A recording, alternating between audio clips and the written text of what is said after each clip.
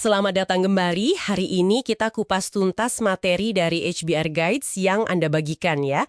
Fokusnya nih bagaimana mengajukan pertanyaan yang tepat. Itu bisa jadi kunci. Kunci buat bangun strategi yang solid. Siap kita gali lebih dalam? Tentu, siap banget. Kali ini kita coba bedah jenis-jenis pertanyaan yang paling dasar, yang fundamental, yang perlu diajukan pas kita ngerancang strategi. Nah, ini berdasarkan kerangka pikir di panduan itu. Terutama kerangka 5 pertanyaan yang jadi intinya nanti. Sip, kita akan lihat apa sih bedanya strategi sama sekedar target, terus kesalahan-kesalahan umum apa aja, dan yang paling penting, yaitu tadi, pertanyaan-pertanyaan kunci apa yang perlu Anda jawab. Oke, kita mulai dari yang sering salah kaprah nih. Sering banget dengar, misalnya, strategi kami adalah mencapai pendapatan 100 juta dolar. Tapi, menurut panduan ini itu keliru ya? Itu bukan strategi. Betul sekali. Itu keliru. Angka itu kan tujuan ya, hasil akhir gitu. Strategi itu lebih ke bagaimana Anda bisa mencapainya. Panduan ini tuh menekankan banget pentingnya bedain antara strategi, implementasi, sama eksekusi. Oh, beda-beda ya itu. Beda. Strategi itu pilihan fundamental cara bersaing. Implementasi itu rencana aksinya. Eksekusi ya pas ngerjainnya. Nah, strategi itu menjawab pertanyaan dasar. Nilai kita datang dari mana sih? Apa yang bikin biaya kita naik turun? Basis persaingan kita apa? Ini lebih dalam ya dari sekedar target atau jangka waktu. Nah, ini nih yang menarik. Ini bawa kita ke intinya panduan ini, kerangka 5 pertanyaan. 2 yang paling utama disebut tadi, di mana bertarung atau where to play, WTP, sama bagaimana menang atau how to win, HTW. Kenapa 2 ini sentral banget ya? Karena ini pilihan paling dasar, paling fundamental.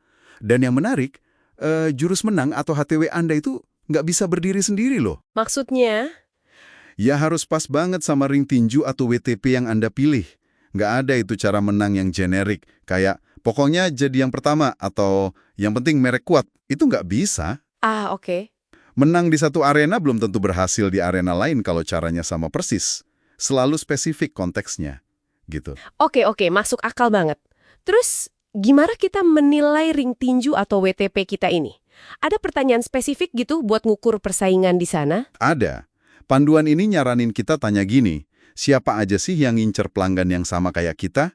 Terus kita mulai kehilangan pelanggan itu nggak? Kalah saing nggak? Nah, pertanyaan ini bantu identifikasi siapa dan apa ancaman terbesar kita. Ancaman kayak gimana tuh?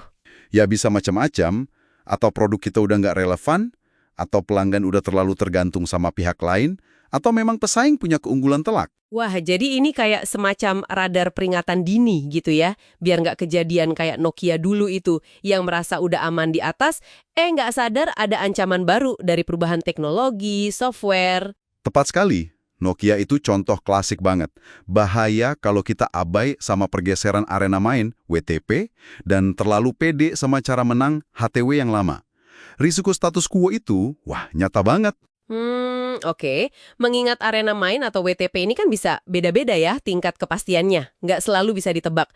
Berarti cara nyusun strategi atau HTW-nya juga harus beda-beda dong. Panduan ini nyebut beberapa gaya strategi kan? Bener banget. Ada gaya klasik, ini buat lingkungan yang stabil, yang bisa diprediksi. Terus ada adaptif, buat lingkungan yang nggak terduga, tapi kita bisa respon cepat.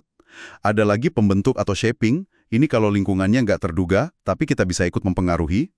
Sama visioner, kalau lingkungan bisa diprediksi dan kita bisa bentuk. Stabilitas lingkungannya sama seberapa besar kemampuan kita buat ngubah aturan main.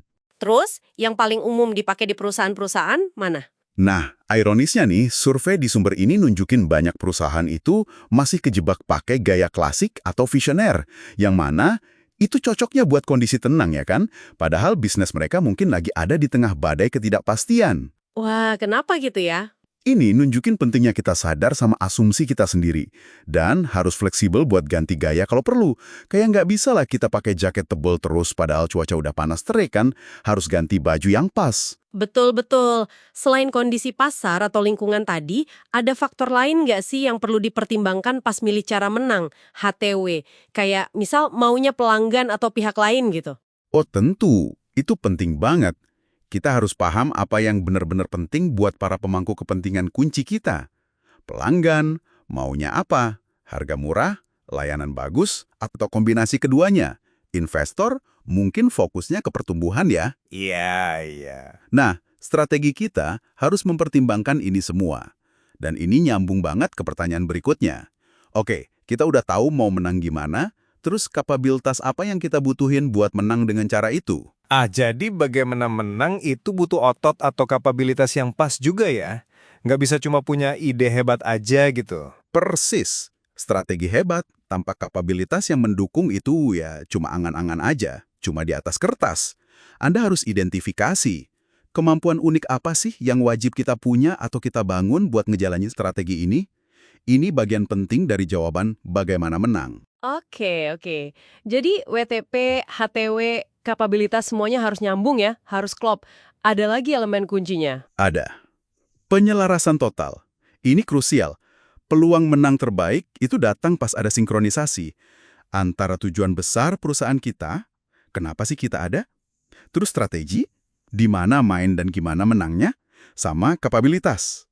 Apa yang beneran bisa kita lakukan? Semuanya harus seirama. Dan, satu lagi. Jangan kaku. Maksudnya jangan kaku gimana? Ya anggap strategi Anda itu bukan kayak cetak biru bangunan yang udah final. Fix gitu. Anggap aja kayak hipotesis. Hipotesis. Iya, hipotesis yang perlu diuji. Jalankan strateginya, ukur hasilnya, terus belajar dari situ. Proses belajar dari eksekusi ini, itu sama pentingnya loh sama proses ngerancang strategi di awal.